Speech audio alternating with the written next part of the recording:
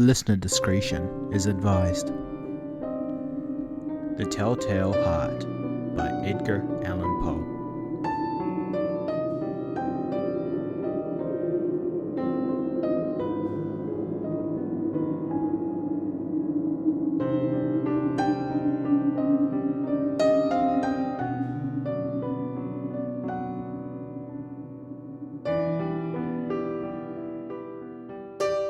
True. Nervous. Very, very dreadfully nervous I had been, and am. But why would you say that I'm mad? The disease has sharpened my senses, not destroyed, not dulled them. Above all was the sense of my hearing acute. I have heard all things in the heaven and in the earth. I heard many things in hell. How, then, am I mad?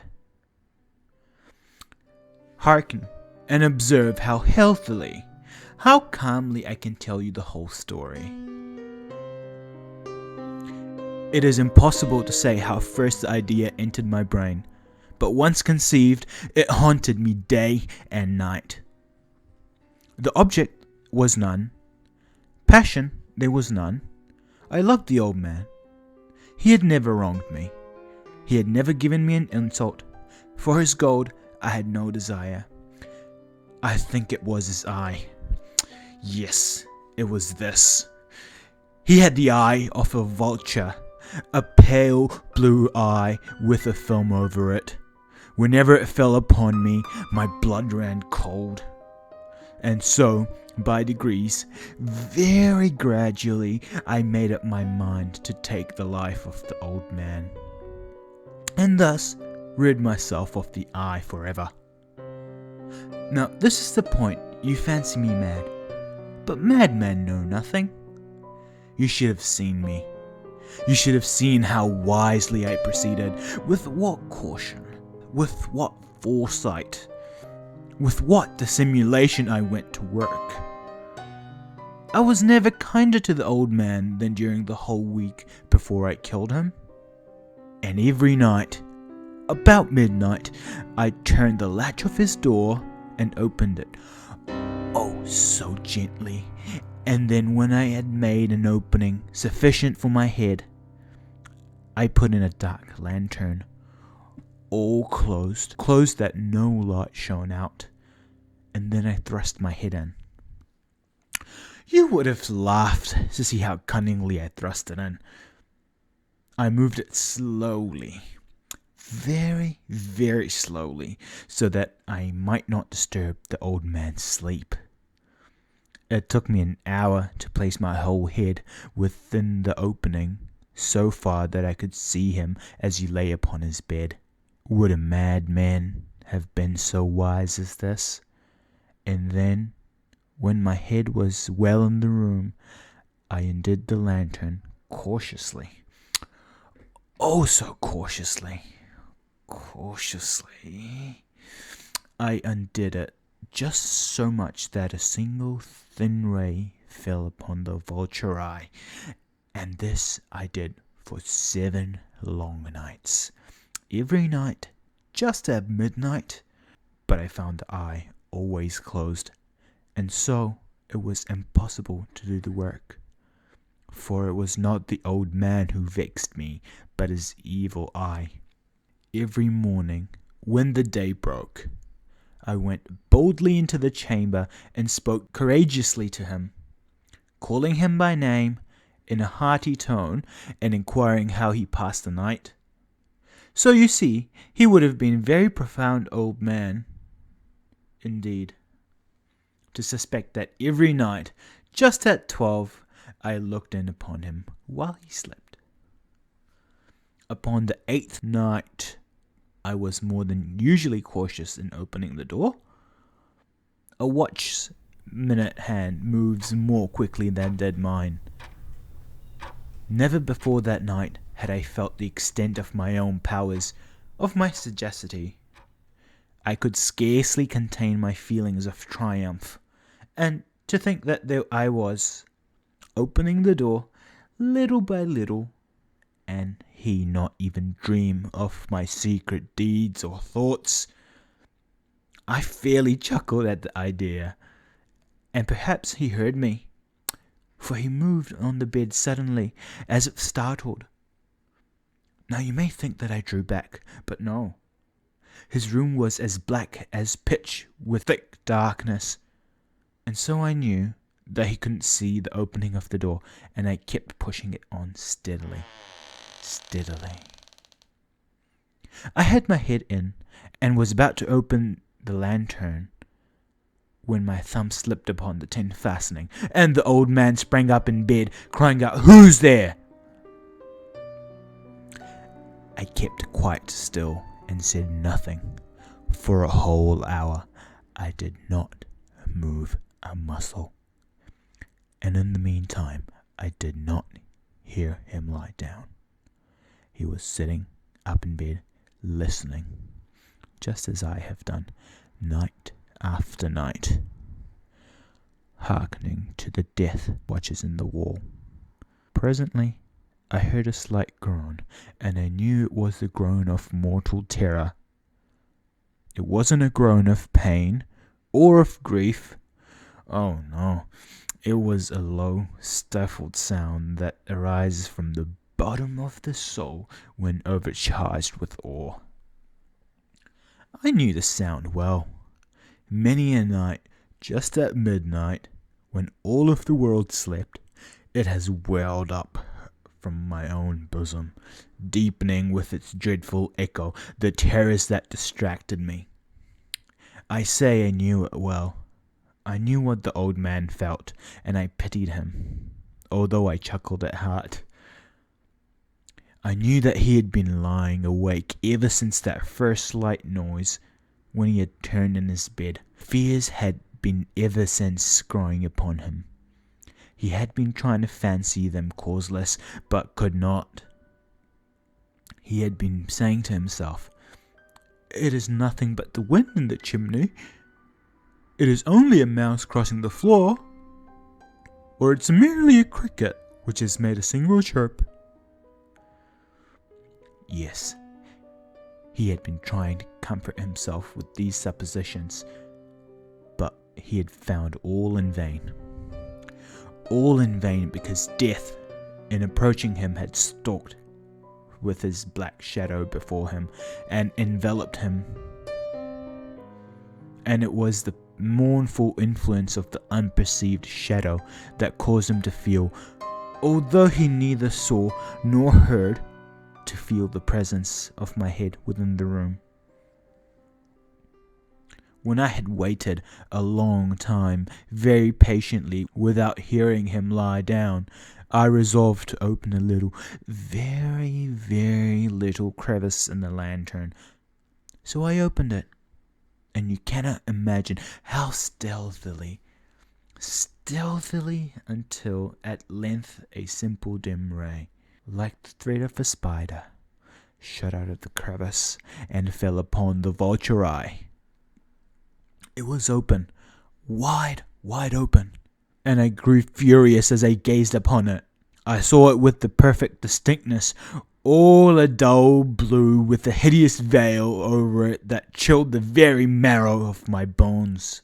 But I couldn't see anything else of the old man's face or person, for I had directed the ray as if by instinct precisely upon the damned spot. And have I not told you that what you mistake for madness is but over acuteness of the sense? Now, I say, there came to my ears a low, dull, quick sound, such as a watch makes when enveloped in cotton. I knew that sound well too. It was the beating of the old man's heart. It increased my fury as the beating of a drum stimulates the soldier into courage. But even yet I refrained and kept still. I scarcely breathed. I held the lantern motionless. I tried how steadily I could maintain the ray upon the eye. Meantime, the hellish tattoo of the heart increased. It grew quicker and quicker and louder every instant. The old man's terror must have been extreme. It grew louder, I say louder every moment. And do you mark me well, I have told you that I am nervous. So I am. And now, at the dead hour of the night, amid the dreadful silence of that old house, so strange a noise as this excited me to uncontrollable terror. Yet, for some minutes longer, I refrained and stood still. But the beating grew louder and louder. I thought the heart must burst, and now a new anxiety seized me. The sound would be heard by a neighbor.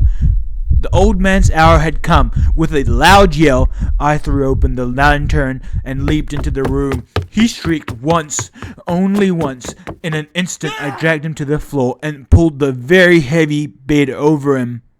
And then I smiled gaily to find the deed has been done. But for many a minute the heart beat on with a muffled sound. This, however, didn't vex me. It would not be heard through the wall. At length it ceased. The old man was dead. I removed the bed and examined the corpse. Yes, he was stone dead. I placed my hand upon the heart and held it there many minutes. There was no pulsation. He was stone dead. His eye would trouble me no more. If you still think I'm mad, you will think no longer when I describe the wise precautions I took for the concealment of the body. The night waned, and I worked hastily, but in silence. First of all, I dismembered the corpse. I cut off the head, and then the arms, and then the legs. I then took up 3 planks from the flooring of the chamber and deposited all between the scantlings. I then replaced the boards so cleverly, so cunningly, that no human eye, not even his, could have detected anything wrong. There was nothing to wash out, no stain of any kind, no blood spot whatsoever. I had been way too wary for that. A tub had caught all. When I had made an end to these labours, it was 4 o'clock, still dark as midnight, and as the bell sounded the hour, there came a knocking at the street door. I went down to open it with a light heart. For what had I now to fear? They entered 3 men, who introduced themselves with perfect suavity as officers of the police. A shriek had been heard by the neighbour during the night. Suspicion of foul play had been aroused. Information had been lodged at the police office, and they had been deputed to search the premises. I smiled, for what had I to fear? I bade the gentleman welcome. The shriek, I said, was in my own dream. The old man I mentioned was absent in the country. I took my visitors all over the house. I bade them search. Search well. I led them at length to his chamber. I showed them the treasures, secure, undisturbed. In the enthusiasm of my confidence, I brought chairs into the room and desired them here to rest from their fatigue, while I myself, in the wild audacity of my perfect triumph, placed my own seat upon the very spot beneath which I reposed the corpse of the victim. The officers were satisfied. My manner had convinced them. I was singularly at ease. They sat, and while I answered cheerily, they chatted of familiar things. But ere long, I felt myself getting pale and wished them gone. My head ached, and I fancied a ringing in my ears, but they still sat and chatted. The ringing became more distinct. It continued and became more distinct. I talked more freely to get rid of the feeling, but it continued and gained definiteness, until at length I found that the noise was not within my ears. No doubt I grew very pale, but I talked more fluently with heightened voice. Yet the sound increased, and what could I do? It was a low, dull, quick sound, much such as a sound as a watch makes when enveloped in a cotton. I gasped for breath, and yet the officers heard it not. I talked more quickly, more vehemently, but the noise steadily increased. I arose and argued about the trifles in a high key with violent gesticulations, but the noise steadily increased. Why would they not be gone? I paced the floor to and fro with heavy strides, as if excited to fury the observations of the men. But the noise steadily increased. Oh God, what could I do? I foamed and raved and I swore. I swung the chair upon which I'd been sitting and grated it upon the boards. But the noise arose all over and continuously increased. It grew louder and louder and louder, and still the men chatted pleasantly and smiled. Was it possible they heard not? God, no, they heard, they suspected, they knew. They were making a mockery of my horror. This I thought, and this I think, but anything was better than this agony. Anything was more tolerable than this derision. I could bear those hypocritical smiles no longer. I felt I must scream and die. And now again, hark, louder and louder. Villains, I shrieked. Dissemble no more. I admit the deed. Tear at the planks. Here, it is the beating of his hideous heart.